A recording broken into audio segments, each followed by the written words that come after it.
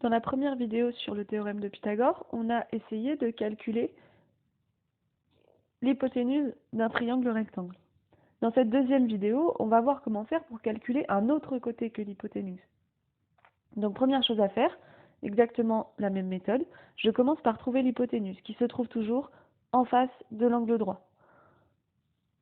Donc vous commencez par surligner l'hypoténuse. Ensuite, on commence de la même façon la rédaction. La condition pour pouvoir utiliser le théorème de Pythagore, c'est que le triangle soit rectangle. Donc dans le triangle, cette fois-ci, il s'appelle SJV. Il est rectangle en S. On applique encore une fois le théorème de Pythagore, sachant que ce théorème, on l'utilise à chaque fois qu'il nous manque un côté dans un triangle rectangle et qu'on connaît les deux autres côtés. Donc d'après le théorème de Pythagore. Et attention, maintenant c'est là que l'erreur la plus courante, elle intervient. Parce que vous avez tendance, dans l'égalité de Pythagore qu'il faut écrire après, à commencer par le côté que vous cherchez. Mais attention, c'est pas par le côté qu'on cherche qu'il faut commencer l'égalité. C'est toujours par l'hypoténuse.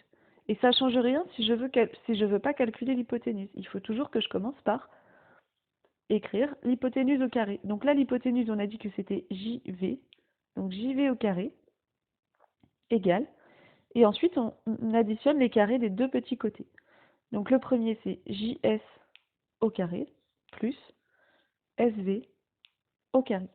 Deuxième étape, je remplace par les valeurs que je connais. Donc cette fois-ci, JV, je le connais, il fait 13 cm. Donc je mets 13 au carré égale JS au carré. Je ne connais pas JS, donc je laisse JS au carré plus. Et SV au carré, ça fait 5 au carré. 13 au carré, ça fait 169. Égale JS au carré, je ne connais toujours pas. Plus 5 au carré, c'est 5 fois 5, ça fait 25. Attention, je répète encore une fois, 5 au carré, c'est 5 fois 5. Surtout pas 5 fois 2. Une fois que je suis là, le problème, par rapport à l'autre méthode, c'est que le côté que je cherche, il n'est pas tout seul d'un côté de l'égalité. Donc, ce que je vais devoir faire, c'est isoler le côté que je cherche. Donc, si je veux isoler, si je veux calculer JS, je le mets à gauche.